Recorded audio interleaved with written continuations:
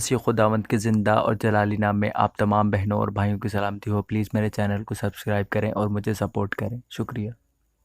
باب 2 میں ہم دیکھتے ہیں کہ شیطان ایک بار پھر خدا کے حضور حاضر ہوا۔ اس بار شیطان نے یہ دلیل دی کہ اگر اسے ایوب کے جسم کو چھونے کی اجازت دے دی جائے تو اس کی خدا سے وفاداری بہت جلد ختم ہو جائے گی۔ اسے اجازت دے دی گئی۔ تب تلوے سے لے کر چاند تک ایوب دردناک پھوڑوں میں مبتلا ہو گیا۔ اس کا دکھ اس قدر شدید تھا کہ بیوی نے اسے یہ ترغیب دی، خدا کی تکفیر کر اور مر جا۔ لیکن ایوب نے اسے جواب دیا، کیا ہم خدا کے ہاتھ سے سکھ پائیں اور دکھ نہ پائیں؟ اس کے بعد فوراً ایوب کے 3 دوستوں نے اس کی مصیبت کے بارے میں سنا اور ارادہ کیا کہ وہ اسے تسلی دینے کے لیے اس کے پاس جائے۔ ان دوستوں کے نام الیفز، بلدد اور زوفر تھے۔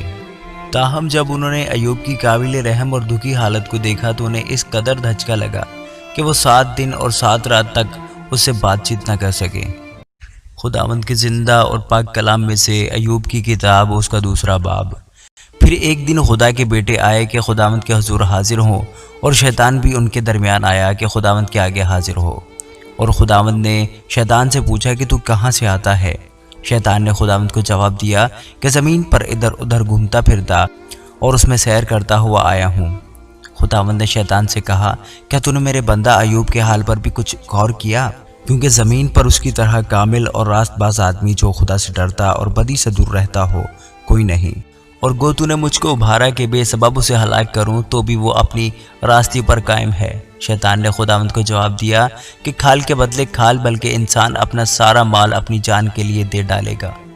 اب فقط اپنا ہاتھ بڑھا کر اس کی ہڈی اور اس کے گوشت کو چھو دے تو وہ تیرے منہ پر تیری تکفیر کرے گا۔ خداوند نے شیطان سے کہا کہ دیکھ، وہ تیرے اختیار میں ہے، فقط اس کی جان محفوظ رہے۔ تب شیطان خداوند کے سامنے سے چلا گیا اور ایوب کو تلوے سے چاند تک دردناک پھوڑوں سے دکھ دیا، اور وہ اپنے کو کھجانے کے لیے ایک ٹھیکرا لے کر راکھ پر بیٹھ گیا۔ تب اس کی بیوی اس سے کہنے لگی، کیا تو اب بھی اپنی راستی پر قائم رہے گا؟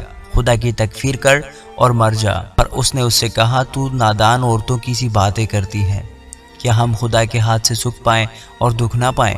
ان سب باتوں میں ایوب نے اپنے لبوں سے خطا نہ کی۔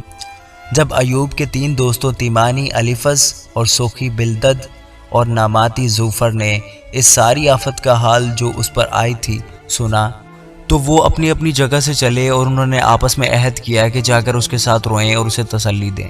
اور جب انہوں نے دور سے نگاہ کی اور اسے نہ پہچانا تو وہ چلا چلا کر رونے لگے، اور ہر ایک نے اپنا پیراہن چاک کیا اور اپنے سر کے اوپر آسمان کی طرف دھول اڑائی۔